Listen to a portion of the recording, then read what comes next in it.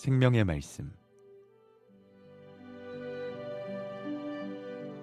생명의 말씀 오늘 이 시간에는 동해석동교회 임성명 목사님께서 말씀 증거해 주십니다. 들으시고 은혜의 시간 되시기 바랍니다.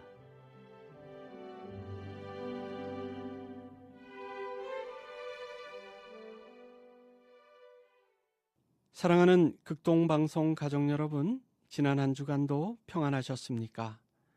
오늘은 창세기 26장 12절에서 25절 말씀을 본문으로 해서 여호와께서 복을 주심으로라는 제목으로 하나님의 말씀을 묵상하려 합니다.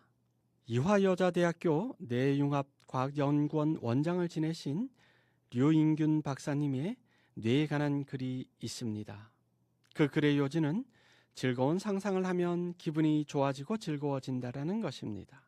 시간도 장소도 상관없이 안방에 누워서 지금 나는 시원한 나무 그늘 아래 누워서 파도 소리를 듣고 있다라고 상상을 하면 몸이 시원해진다는 것입니다. 또한 어떤 분들은 내가 지금 추운 환경에 있지만 따뜻한 모닥불을 쬐고 있다라고 생각을 하면 잠시라도 몸이 따뜻해지는 것을 느낀다고 합니다. 이러한 방법을 도입해서 심리 치료를 하는 것을 유도심상법이라고 말합니다. 시각적 상상이 뇌를 실제처럼 활성화시킨다는 이야기입니다. 상상이 뇌를 활성화시킨다고 하면 신앙은 우리의 영혼을 기쁘게 합니다. 성경에 나오는 수많은 얘기와 사건들은 그것을 기록한 작가들의 상상력을 동원해서 쓴 공상과학 소설이 아닙니다. 그림을 그리는 화가가 자기의 상상력을 총동원해서 그린 추상화가 결코 아닙니다. 장차 저와 여러분, 우리가 들어가 살게 될 영원한 나라, 하나님의 왕국 천국은 이상주의자들이 그린 유토피아가 아닙니다. 모든 것이 현실, 역사, 팩트인 것입니다. 사람이 상상만 해도 기분이 좋아진다는데 왜 예수님을 믿는 분들이 기분이 나쁠까? 상상만 해도 시원해진다는데 왜 예수님을 믿는 사람들이 그렇게나 답답해할까? 상상만 해도 살맛이 나고 기분이 좋아진다는데 왜 예수님을 믿는 사람들이 못 살겠다, 못하겠다, 힘들다, 죽겠다가 추정을 부리는 것일까요? 이것은 믿음의 구조에 문제가 있기 때문입니다. 창세기 26장은 아브라함의 아들 이삭이 그랄 지방에서 겪은 사건들을 담고 있습니다. 오늘 본문은 두 가지 이야기로 이루어져 있는데 그랄 지방에서 큰 부자가 된 이야기, 그리고 우물을 판 이야기로 구성되어 있습니다. 먼저 부자가 된 이야기를 먼저 살펴보겠습니다. 이삭이 살고 있던 가나안 땅은 지중해성 기후와 아열대성 기후, 그리고 사막의 기후가 교차되는 곳이어서 연간 강우량이 적었습니다. 비가 별로 오지 않았다라는 것입니다. 기껏 해봐야 200mm 안팎으로 물이 아주 귀합니다. 비가 적기 때문에 걸핏하면 흉년이 들었습니다. 그 해에도 비가 안 와서 흉년이 들었지요. 먹고 살 길이 막막했습니다. 그래서 이삭이 자기 아내 리브가를 데리고 그랄 지방으로 이주를 하게 되었습니다. 그 당시 그랄 지방은 가나안 땅 남쪽 경계선 서남쪽에 위치한 아주 비옥한 땅이었다고 합니다. 농사도 잘 되고 살기도 좋고 그런 곳이었습니다. 그래서 이삭은 그곳에서 이주한 다음 마침내 거부가 되었습니다. 이러한 상황들을 12절에서 13절은 설명하기를 이삭이 그 땅에서 농사하여 그 해에 100배나 얻었고 여호와께서 복을 주심으로 그 사람이 창대하고 왕성하여 마침내 거부가 되어, 그렇게 거부가 되자 14절에서 보면 양과 소가 떼를 이루고 종이 심히 많음으로 블레셋 사람이 그를 시기하여라고 말했습니다. 크게 성공을 하니까 블레셋 사람들의 질투가 시작되었습니다. 그리고 16절을 보면 아비멜렉이 이삭에게 이르되 내가 우리보다 크게 강성한즉 우리를 떠나라. 그러니까 뜨내기처럼 네가 여기 와서 부자가 되었지 않냐? 그만하면 많이 벌었지 않냐? 배 아프니까 보기 싫으니까 어서 떠나가라는 의미인 것입니다. 백배라는 것은 최대의 수확을 의미합니다. 어디 그뿐입니까? 양도 잘 크지요. 소도 많아지지요. 갑부가 되었지요.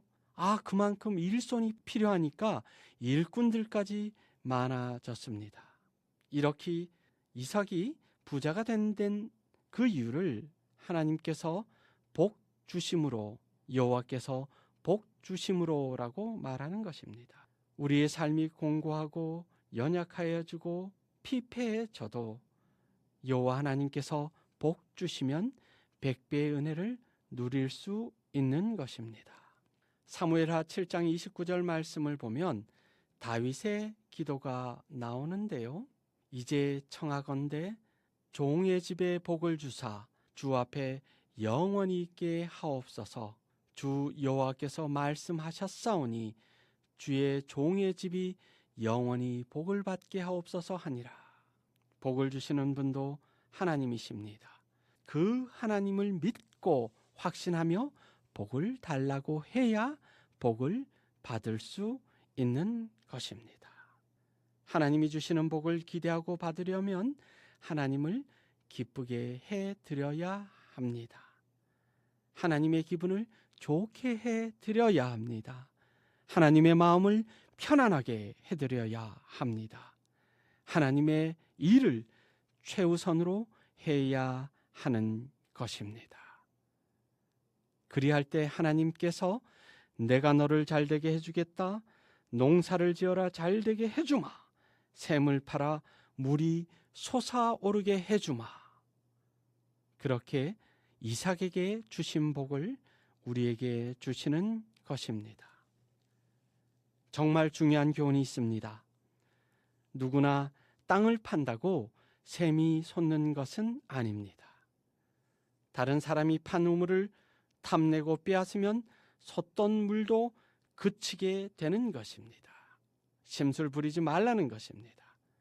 하나님께서 복을 주시는 사람은 어디에서 샘을 파든지 어디에서 무엇을 하든지 성공한다라는 것이 진리입니다.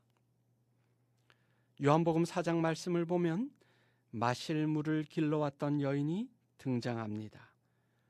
우물 곁에 앉아 계시던 예수님께서 그 여자에게 말씀합니다.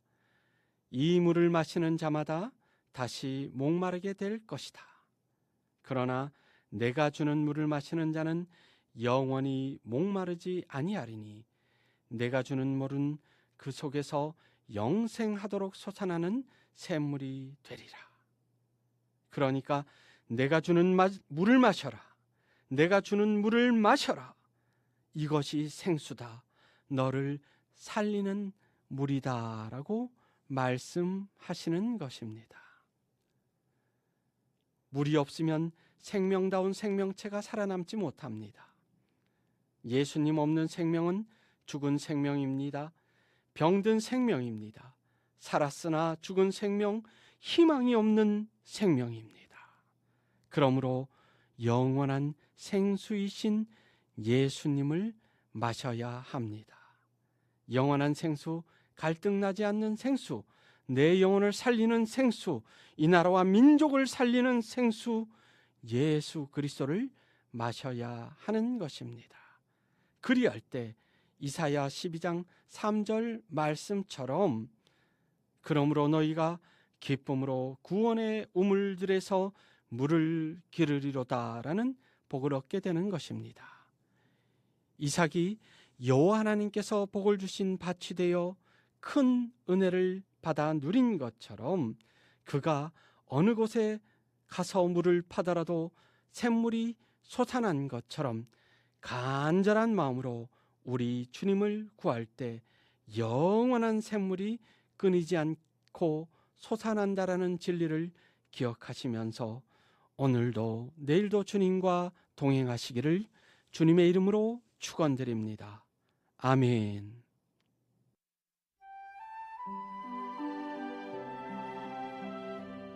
생명의 말씀 지금까지 동해석동교회